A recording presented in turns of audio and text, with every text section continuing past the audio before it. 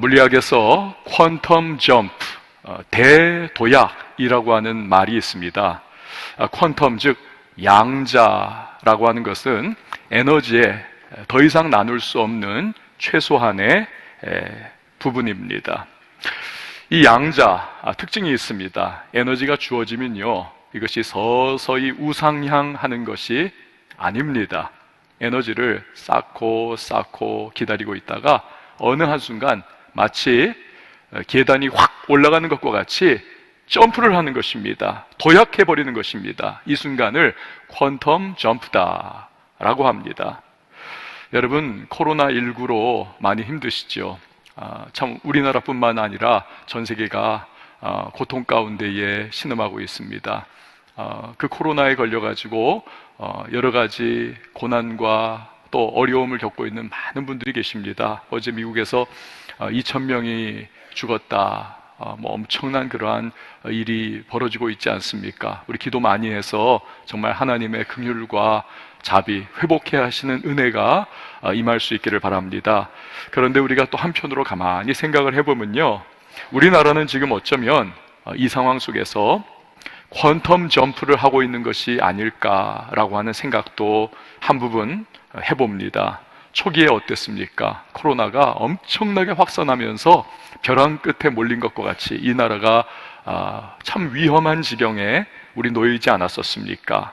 의료진이 정말로 헌신적으로 노력을 했습니다. 방역기관이 수고 많이 했습니다. 그러면서 확산세가 드라마틱하게 감소했습니다. 드라이브 스루라고 하는, 또 워크인이라고 하는 그러한 검진 방법이 새롭게 개발이 되기도 했고, 참 전 세계가 그것을 지금 또 따라서 그렇게 행하고 있습니다. 우리는 어떻습니까?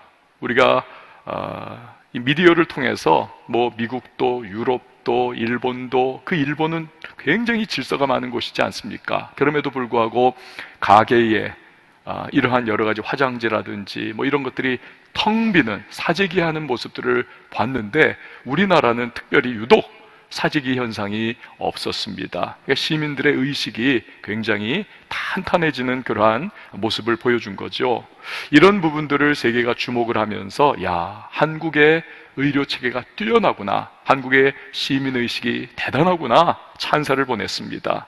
모두가 경탄하는 그러한 상황을 겪으면서 우리 국가적인 자부심이 퀀텀 점프, 대도약을 하는 그러한 결과를 낳았지 않았는가. 자, 그런데 우리의 신앙에 있어서도 퀀텀 점프, 대도약의 순간이 있습니다. 그것을 보여주는 사람이 바로 아브라함입니다. 믿음의 조상이 되도록 부르심 받았습니다. 하지만 우리가 아브라함 시리즈를 통해서도 우리가 보았듯이 그에게 실망스러운 부분이 너무 많았습니다. 실패도 많이 했고 좌충우돌하는 그러한 참 연약한 모습을 참 많이 보였습니다. 하지만 언약의 당사자가 되시는 하나님께서는 신실하신 분이셨습니다. 그런 실패자, 또 실망을 끼치는 아브라함을 끌어안으십니다. 다독여 주십니다. 그리고 이끌어 가시면서 아브라함을 점점 믿음의 사람으로 훈련시켜 가십니다. 불임의 아내인 사라를 통해서 약속의 아들 이삭까지도 주신 하나님, 이런 은혜를 체험하면서 아브라함의 신앙은 점점 영글어 갑니다. 그런 어느 날 하나님이 말씀을 주세요. 그를 테스트하십니다. 끔찍한 말씀을 주십니다. 아브라함아, 내 아들, 내 사랑하는 독자 이삭을 번제로 드려라. 충격적인 말씀을 하나님이 하시는 겁니다. 이 말씀을 보면 하나님이 아브라함을 불꽃 같은 눈동자로 꿰뚫어 보신다. 아브라함의 마음이 어떤 것인가를 하나님이 너무너무 잘 하신다는 것을 우리가 알 수 있습니다. 하나님 말씀하실 때 그냥 이삭 번제로 드려라가 아닙니다. 내 아들 번제로 드려라. 지금에야 딸이 선호받는 그러한 시대가 됐죠. 하지만 고대 사회입니다. 부족을 책임질 아들이 중요한 것입니다. 아들 드려라. 또 그 아들만이 아니에요. 여러분, 아들 중에서도 미운 아들이 있지 않습니까? 호적에서 파보리고 싶은 그런 아들들이 또 있지도 않습니까? 그런데 내 아들인데 사랑하는 아들이라는 것입니다. 그 뒤에 사랑하는, 너무너무 사랑하는, 100세에 낳은, 그래서 눈에 넣어도 아프지 않을 아들을 그거 번제로 드리라는 겁니다. 그게 답니까? 아닙니다. 게다가 독자 이삭을 드리라는 겁니다.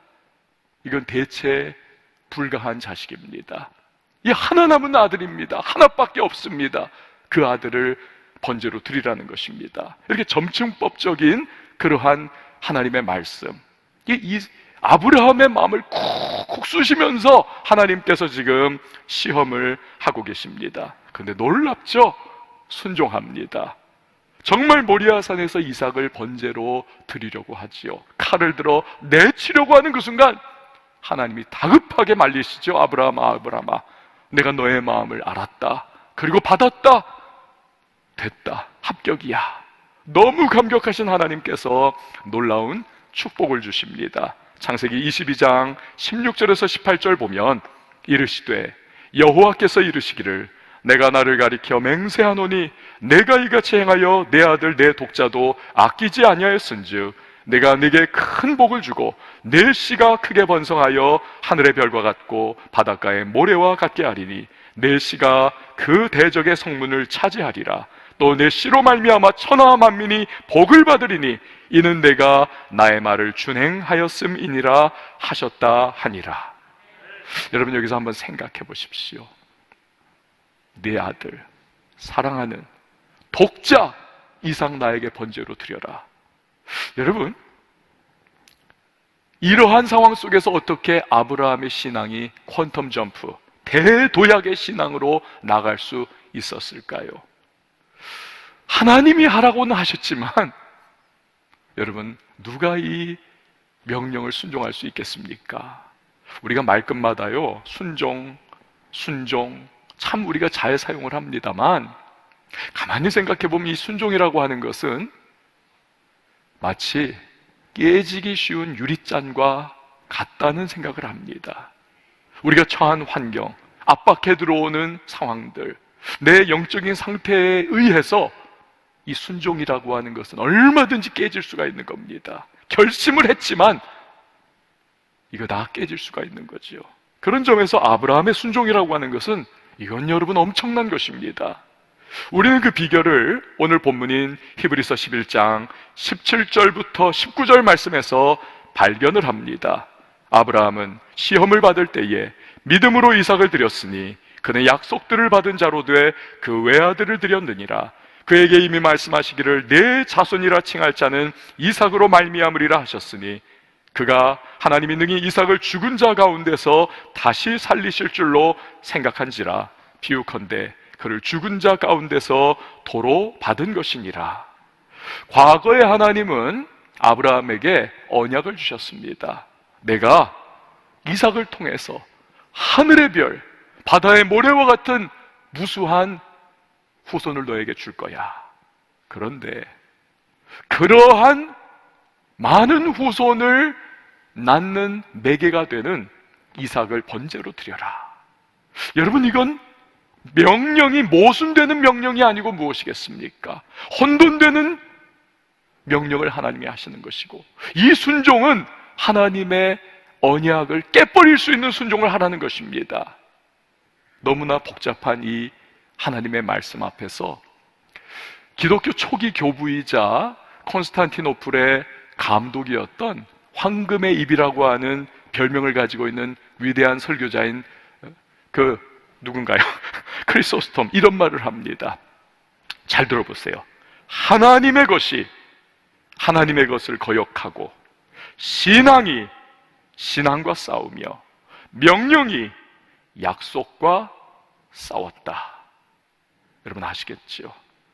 그만큼 아브라함에게 있어서 이 하나님이 주신 이삭을 번제로 드려라, 이게 충격으로 다가왔던 것이죠. 그러나 아까 우리가 읽은 이 히브리서 11장 말씀을 통해서 우리는 아브라함이 시험을 받은 날 밤새 어떤 과정을 통하여 순종의 발걸음으로 나아가게 되었던 것인가, 그걸 볼 수가 있는 것입니다. 일단 여러분 인지상정이잖아요. 어마어마한 그는 고민에 빠졌을 겁니다. 밤새 고민을 했겠죠. 한숨 잤겠습니까? 자면 인간이 아니죠. 그 사랑하는 독자 이삭을 칼로 죽여서 각을 뜨고 불로 살라 번제 드려야 한다는데 많은 고민을 했을 겁니다. 이삭을 통해서 하나님이 분명히 무수한 자손을 나에게 주겠다 하셨는데 이 아들을 번제로 드리라니, 그러면 지금껏 하나님의 약속은 꽝이었던 것인가? 하나님이 실언을 하신 것인가? 그분이 정녕 나에게 주신 언약을 이제 기억도 못하는 것인가? 여러 가지 고민했을 겁니다. 그러다가 어느 한순간 그의 고민이 패턴이 바뀌는 겁니다. 어디로요? 하나님은 어떤 분이신가에 대한 생각으로 이제는 바뀌어가는 거예요. 하나님이 과연 어떤 분이셨는가? 여러분 그 찬양 있잖아요. 하나님 한 번도 나를 실망시킨 적 없으시고 언제나 큰 공평과 은혜로 나를 붙드셨네. 오신실하신 주. 야, 아브라함이 있었다면 그 노래를 부르지 않았겠습니까? 하나님을 생각해보니, 그분이 자신을 인도했던 지금까지 인생을 생각해보니 무능하고 연약하고 실패하고 좌절한 자기 자신 다듬어 가시고 북돋아 주시고 위로해 주시면서 자기를 그렇게 지금까지 인도하신 하나님, 신실하신 하나님이신데 어디까지 신실하시냐?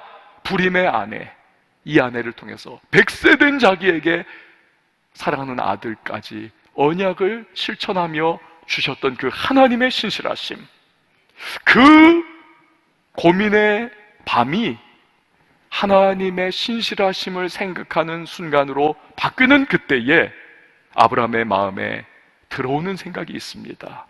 이렇게 언약에 신실하신 분이 하나님이시라면 하나님은 반드시 많은 자손을 나에게 주시리라고 하신 약속을 이루어 주실 거야. 아들을 번제로 드린다면 그 일을 이루시는 방법은 하나지, 내 아들을 다시 살려주실 거야. 여러분, 우리처럼 아브라함은 세련된 신학적인 용어인 부활이라고 하는 말을 알지 못했던 사람입니다. 그러나 그는 알았어요. 죽은 사람을 살려주실 것이다. 이 결론을 내린 것입니다. 그 순간 그의 믿음이 작동하기 시작을 했던 것이지요. 이런 믿음에 관해 말씀하는 히브리서 11장 1절에서 2절 말씀을 보십시오.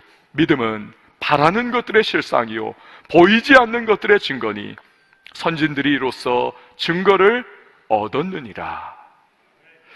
바라는 것들의 실상, 보이지 않는 것들의 증거가 믿음이다. 여러분, 여기서 실상, 증거, 다른 두 단어 같지만 의미는 사실 같은 단어입니다. 확신이라고 하는 의미를 가지고 있습니다. 즉, 아브라함은 이제 믿음으로 어떤 상태가 되었느냐? 확신을 가졌다는 것입니다. 하나님께서 내 아들을 내가 죽인다 할지라도 다시 살려주신다, 눈으로 보는 것과 같은 확신을 갖게 되었다는 것이죠. 그래서 창세기 22장 보면 이삭을 번제로 드리기 위하여 종들과 함께 이삭 손잡고 모리아산 가다가 멀찍이 산이 보이니까 종들 여기 있으라고 하고 아브라함이 종들에게 하는 말 무엇입니까? 22장 5절 말씀 보면 이에 아브라함이 종들에게 이르되 너희는 나귀와 함께 여기서 기다리라. 내가 아이와 함께 저기 가서 예배하고 우리가 너희에게로 돌아오리라 하고, 나 혼자 여기에 돌아오리라가 아니라는 겁니다. 내 아들과 내가 함께 이곳으로 다시 돌아올 거야. 여러분, 이처럼 부활신앙에 대한 믿음이야말로 순종을 가능케 한 능력이었던 것입니다. 할렐루야. 이 부활신앙으로 인해서 그는 위대한 믿음의 사람, 소위 믿음의 조상이 될 수가 있었던 것이지요. 이 시험에 통과한 이후에 아브라함의 인생에서 더 이상 하나님이 테스트를 하지 않습니다. 합격됐다는 거예요. 물론 인간이기 때문에 눈물의 순간이 있고 아픔의 골짜기를 지나갈 때도 있겠지만 부활신앙으로 그는 너끈히 그 모든 고난과 어려움들을 그는 극복하고 승리의 여정을 걸어갔을 것입니다. 우리에게는 믿음이 있지 않습니까? 각자가 분량이 다 있잖아요. 크던 작던, 그러나 믿음이 있습니다. 하지만 순종은 우리를 여전히 힘들게 할 때가 많습니다. 순종 앞에서 우리가 주저주저 할 때가 많아요. 또 의외로 많으신 분들이 결코 순종하지 못하는 분들이 꽤 계십니다. 왜 그럴까요? 믿음이 있다고 하면서 왜 그럴까요?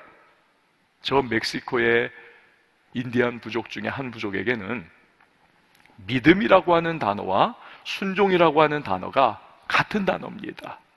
다른 주변 사람들이 이 사람들에게 묻는다고 그래요. 아니 도대체 어떻게 두 말이 같을 수가 있느냐? 그러면 이 부족 사람들은 당연히 대답을 한다 그럽니다. 아니 어떻게 그러면 두 말이 같지 않을 수가 있느냐? 믿으면 당연히 순종하는 것이지. 여러분 무슨 말인지 이해가 되시죠? 하지만 이게 이제 현실 생활로 다가오면 적용하기가 참 어렵습니다. 믿음과 순종 사이에 너무 큰 간극이 있는 것입니다. 마치 건너지 못할 강과 같은 간극이 생깁니다. 그런데 이때에 이 믿음과 순종의 간극을 메워주는 것이 뭐냐? 부활신앙입니다. 부활신앙. 예수께서 십자가에서 죽으셨으나 다시 살아나신 부활. 절망과 실패와 비웃음과 모든 소망이 사라지는 죽음이 있었지만 영광과 승리와 찬양 가운데 만왕의 왕이 되신 그 부활, 이 부활에 대해서 고린도전서 15장 20절이 이렇게 말씀합니다. 그러나 이제 그리스도께서 죽은 자 가운데서 다시 살아나사 잠자는 자들의 첫 열매가 되셨도다. 첫 열매가 되셨으니 두 번째 열매, 세 번째 열매, 100번째 열매, 10,000번째 열매가 있는 거죠. 그게 우리라는 것입니다. 즉 우리 역시도 예수님의 부활로 말미암아 부활의 확증과 언약을 받았다는 것입니다. 그 어떤 것도 이런 하나님의 약속을 우리에게서 빼앗아 갈 수 있는 것이 없다는 것입니다. 여러분 창조의 하나님 믿으셨다면 부활의 하나님을 믿으시길 바랍니다. 왜요? 부활은 새로운 창조이기 때문에 그렇습니다. 이런 부활신앙은 최종 승리에 대한 확신입니다. 끝에는 반드시 승리한다, 나는 반드시 이긴다라고 하는 확신을 가진 사람은 중간에 아무리 어려움과 좌절의 순간이 있어도 포기하지 않습니다. 절망하지 않습니다. 최종 승리를 알기 때문에 얼마든지 극복해 나갈 수 있습니다. 세상의 그 어떤 도전과 그 어떠한 두려운 시험 앞에서도 꿋꿋하게 전진해 나갈 수가 있는 것입니다. 하지만 무엇보다도 부활신앙에 대한 확신이 있으면요, 우리는 아브라함처럼 우리는 순종할 수 있습니다. 과거에는 못했는데 부활신앙에 확신이 있으니까 일이 일비하지 않습니다. 앞에 있는 조그만 이익에 목매지 않아요. 부활의 소망이 있기 때문에. 그래서 부활 소망으로 순종하면서 우리는 주님이 아브라함에게 하셨듯 예비하신 은혜와 축복을 누리며 살아갈 수가 있는 것입니다. 할렐루야. 여러분 조니 에릭슨 타다라고 하는 이름을 들어보신 적 있을 겁니다. 조니 에릭슨 타다, 이야기도 들어보신 분들이 많이 계실 거예요. 17살 꿈 많은 소녀 시절에 바닷가에 놀러가서 점프를 했는데 다이빙, 앞불사, 깊은 줄 알았는데 밑에 바위들이 있었습니다. 물 밑에. 그 바위에 머리를 부딪히고 목이 꺾이면서 이 목뼈가 부러졌습니다. 목 아래로 하반신, 상반신, 하반신 다 전신 마비 환자가 되어버렸습니다. 평생 그렇게 살아야 한다. 진단. 얼마나 좌절스럽고 원망과 분노가 일어나고 정말 스스로 목숨 끊고 싶은 충동이 끌어오르고 친구한테 나 좀 죽여줘라 여러 번 부탁을 했습니다. 하지만 시간이 가면서 재활받고 치료도 받았고 특별히 주변 사람들의 위로와 따뜻한 사랑 안에서 마음을 바꿔먹습니다. 입으로 그림 그리는 법을 배웁니다. 화가가 돼요. 물론 손으로 그리는 사람보다 못하겠지만 이게 얼마나 놀랍습니까? 그러니까 입소문이 나면서 사람들이 저런 사람도 저렇게 살아가고 저렇게 밝은데 나도 용기를 내야지. 그런 소문이 나면서 이 조니 에릭슨 타다가 동기부여 강연자로 전 세계를 누비기 시작합니다. 장애인 후원 모임을 만듭니다. 이후에 40여 권의 책을 쓰고 영화에도 출연을 하고 수많은 사람에게 영감을 주는 삶을 지금까지 살아가고 있습니다. 그녀가 절망으로부터 벗어나게 된 변화의 계기는 성경 말씀이었습니다. 성경 말씀, 십자가에 달리신 예수 그리스도, 그 무기력하고 아무런 할 수 있는 것이 없는 그 예수 그리스도, 내 마음을 아시겠구나. 목 아래 부분이 마비가 돼서 아무것도 할 수 없는 나를 예수님은 이해해 주시고 사랑해 주시고 예수님은 나와 함께 해 주시지. 이 용기가 되는 겁니다. 그러나 그 무엇보다도 삶의 소망이 되고 힘이 되는 것은 부활 사건이에요. 부활 사건. 이분이 말을 합니다. 나는 이제 미래에 대한 소망이 있습니다. 성경은 우리 몸이 하늘에서 영화롭게 된다고 말씀합니다. 나의 손가락은 오그라들어 구부러지고 근육은 쇠약해지고 무릎은 비틀리고 어깨 아래로는 아무 감각이 없는 이 내가 언젠가는 가볍고 밝으며 강력하고 눈부신 의로 옷 입은 새로운 몸을 갖게 될 것입니다. 이것이 나처럼 척추를 다친 사람에게, 뇌 손상을 입은 환자에게, 혹은 조울증 환자에게 어떤 소망을 주는지 상상할 수 있습니까? 다른 어떤 종교나 철학도 새로운 몸과 정신을 약속하지 않습니다. 오직 그리스도의 부활의 복음 안에서만 상처 입은 사람이 이처럼 놀라운 소망을 발견할 수 있습니다.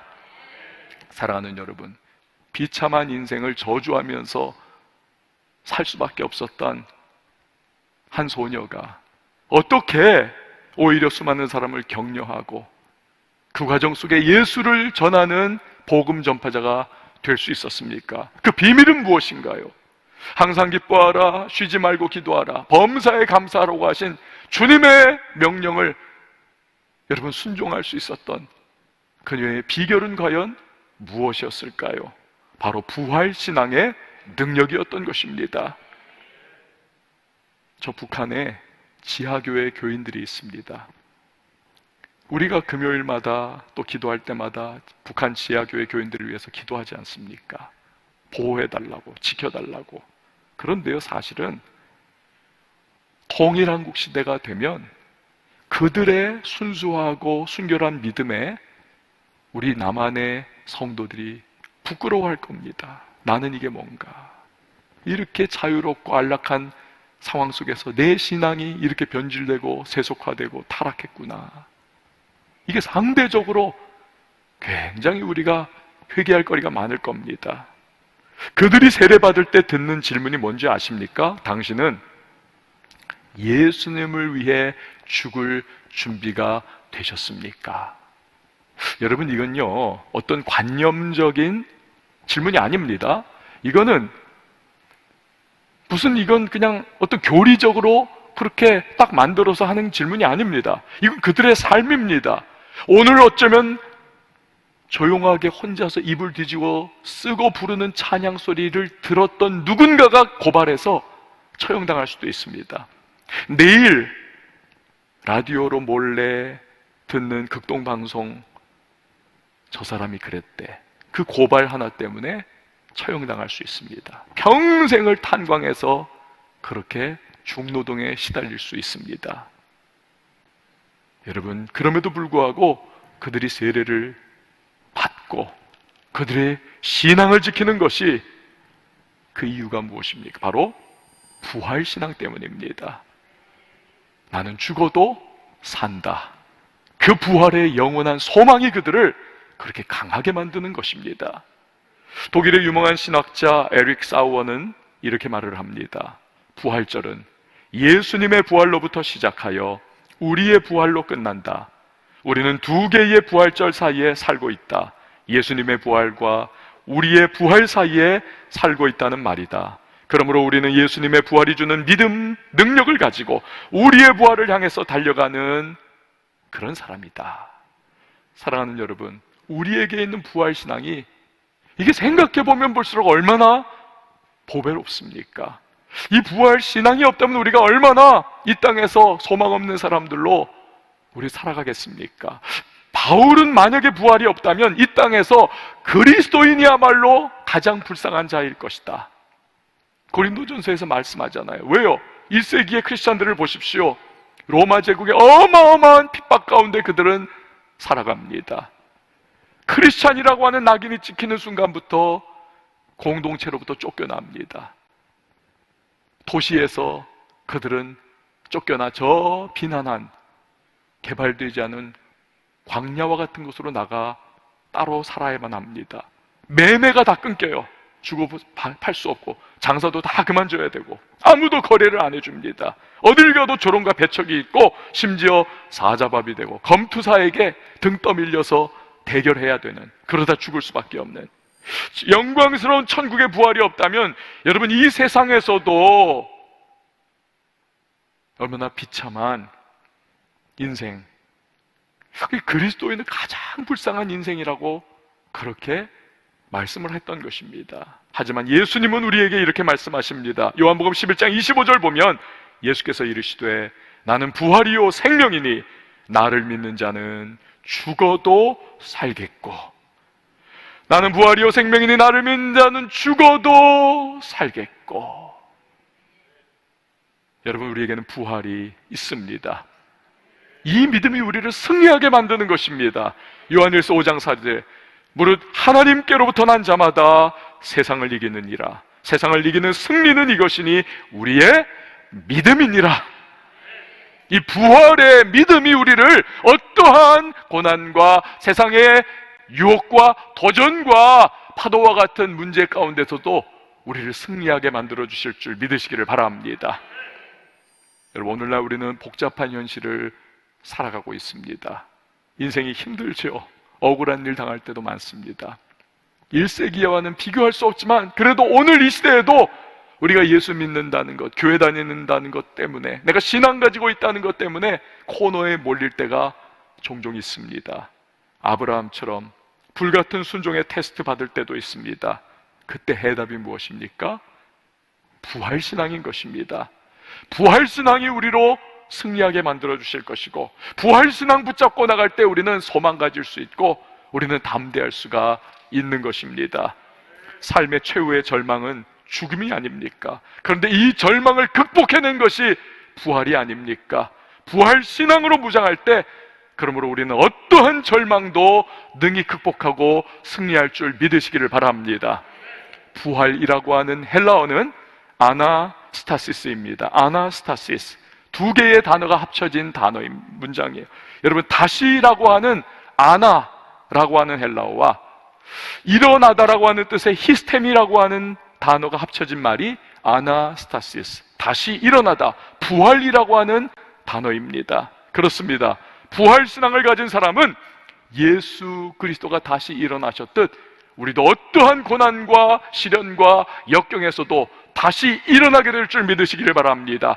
그리고 저 마지막 날에 우리는 그리스도와 함께 다시 영원한 생명을 가지고 일어나게 될 줄 믿으시기를 바랍니다. 성도 여러분, 오늘 우리는 2000년 전에 다시 사신 예수 그리스도의 영광스러운 부활을 기념하는 주일을 예배하고 있습니다. 하나님 앞에 나아가고 있습니다. 바라고 소망하는 것은 오늘 이곳에서 예배하시는 분들이나 우리 영상으로 예배하시는 성도님들이나 한결같이 부활의 소망, 퇴색되었던 부활의 신앙, 다시 한번 성령의 도우심과 은혜 가운데 회복하여 부활의 능력으로 살아가는 믿음의 사람들 될 수 있기를 예수님의 이름으로 축원을 드립니다. 우리 함께 찬양하고 기도하도록 하겠습니다. 예수님은 하나님의 공의이십니다. 예수님은 동시에 하나님의 사랑이십니다. 그분의 공의가 예수님을 십자가에 못 박았고 그분의 사랑이 우리를 십자가를 통하여 구원해 주셨습니다. 예수님은 부활하심을 통하여 만왕의 왕의 자리에 앉으셨고 오늘날 온 세상을 통치하고 계시는 영광스러운 주님이십니다. 이 부활의 날 우리 마음을 다해서 경배하십시다. 찬양하십시다. 그리고 기도하면서 나의 부활신앙을 새롭게 하소서 간구하는 시간 갖도록 하겠습니다. 예수 하나님의 공의, 예수 하나님의 공의, 주독생자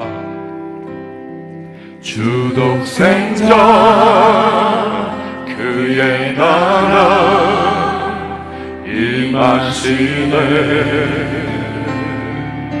예수 제물이 되신 주, 예수 재물이 되신 주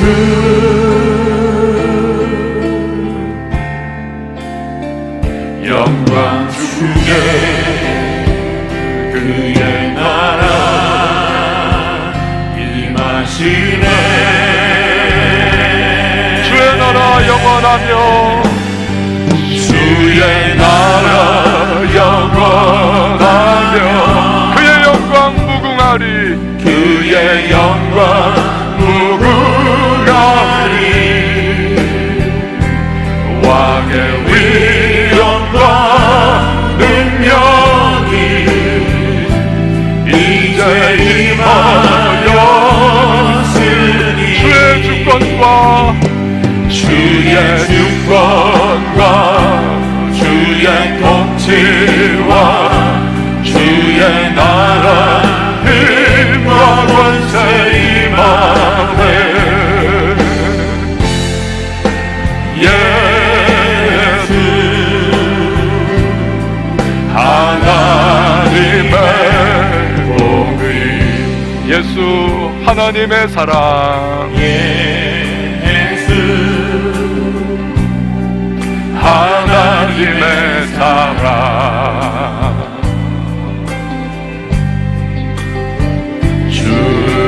주내와 말씀으로 나타나네 예수 거룩한 하나님 예수 거룩한 하나님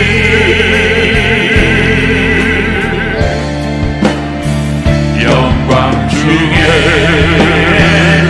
그의 나라 임하시네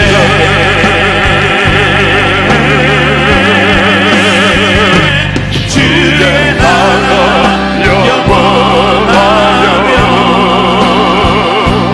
그의 영광 무궁하니 왕의 위엄과 왕의 위엄과 능력이 이제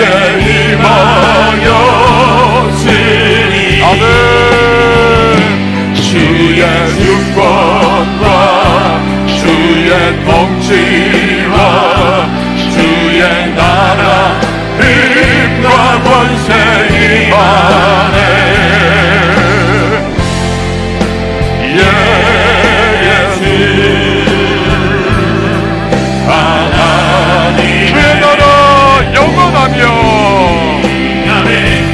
주의 나라 영원하며 그의 영광 무궁하리 그의 영광 무궁하리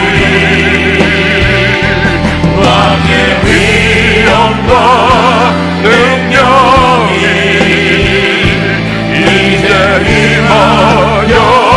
임하였으니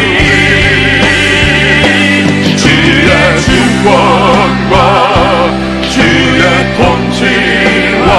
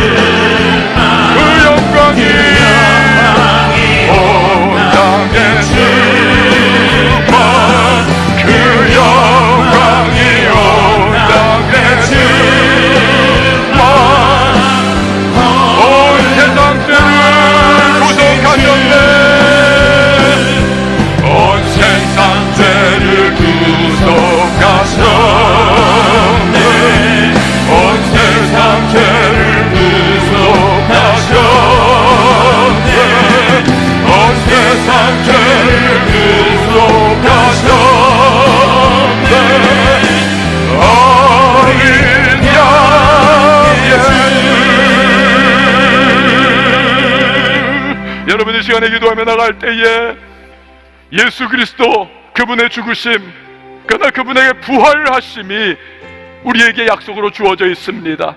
부활의 첫 열매 되신 예수로 말미암아 우리의 부활도 언약으로 주어져 있습니다. 부활의 소망을 가질 때 우리는 어떠한 고난과 어떠한 환경도 다 돌파해 나갈 수 있고 극복해 나갈 수 있습니다. 순종의 시험 가운데도 우리의 부활의 신앙은 우리를 승리로 인도해 주실 것입니다. 주여 그 부활의 신앙과 소망 가지고 믿음으로 나가는 자 되게 하시고 이 땅의 것에 내가 일일비하는 것이 아니라 하나님 아버지를 향한 믿음 가운데 부활의 소망 붙잡고 순종의 길로 전진해 나갈 수 있도록, 그래 하나님 예비하신 놀라운 은혜와 축복과 하나님의 영광을 간증하는 자로 쓰임받을 수 있도록 도와달라고 이 시간 말씀 기억하며 잠깐 동안 우리 통성으로 기도합니다. 하나님 아버지 감사합니다. 전능하신 주 하나님 아버지, 오늘가 기도할 수 있는 시간을 주시니 감사합니다. 하나님 아버지, 부활의 소망이 우리의 마음 가운데 충만케 해주시옵소서. 부활의 소망 가운데 하나님을 전진해 나가시는 도와주시옵소서. 부활의 하나님 아버지 가운데 우리를 하나님 삶의 모든 문제와 어려운 고생이 극복하며 하나님 앞에 하나님의 사람들이 되시고 은혜를 베풀어 주시옵소서. 하나님 아버지, 세상에 용서하옵소서. 하나님과 모든 조정 가운데 하나님 아버지 흔들리지 않는 부활의 소망 가운데 우리들 하나님의 믿음의 국가에게 만족에 서게 해주시옵소서.